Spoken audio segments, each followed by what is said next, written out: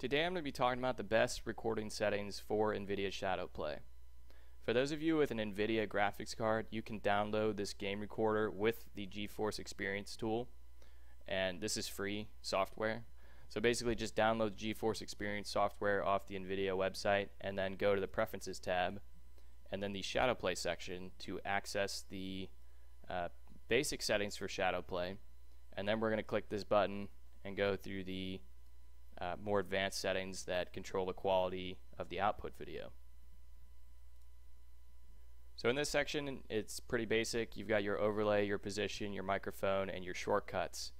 The most important things here are probably that you can set a camera and put it on screen here if you have a webcam set up. And I don't use this because I don't have a webcam, so I have this off. Status indicator shows that the Shadowplay is recording, and then the FPS counter shows you your frame rate, and this is pretty important, so I have both of these set up. In this section we have microphone settings, which we only have two options here, either to record the microphone all the time or to only record when the push to talk hotkey is pressed. I have this set to always on.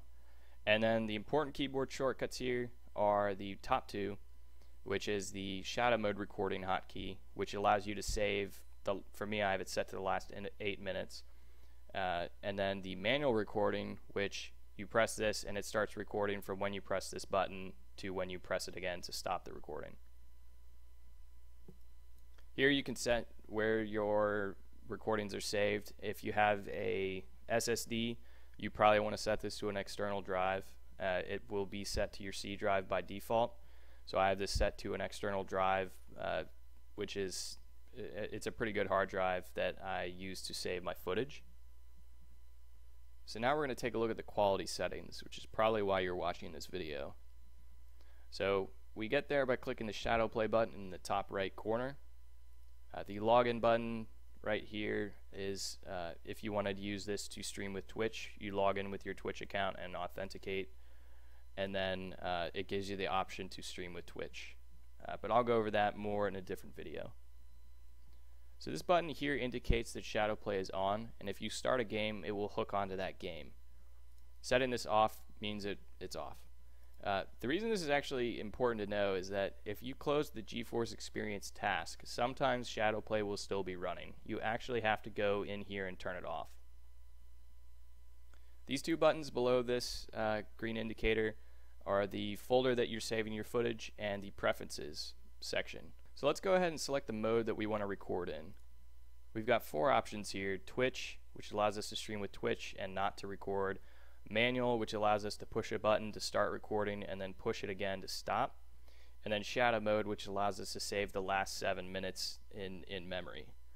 I actually just use Shadow Mode because I'm only interested in recording cool clips that I get in game, and I'm not interested in combing through 3 hours of footage to find those clips.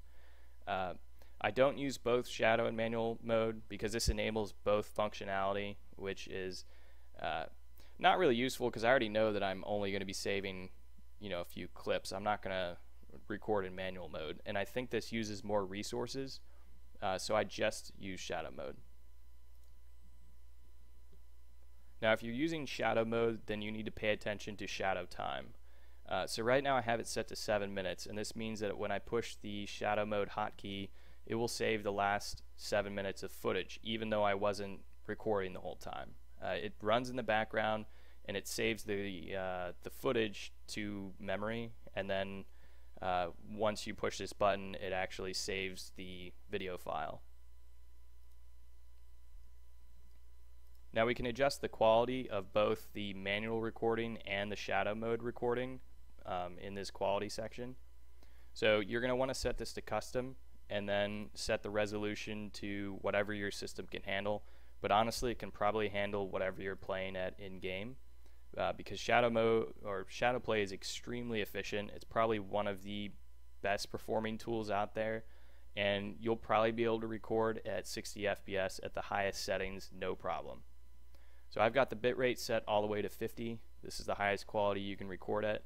And then the resolution to my in-game resolution. You can scale this down if you want to reduce your file size.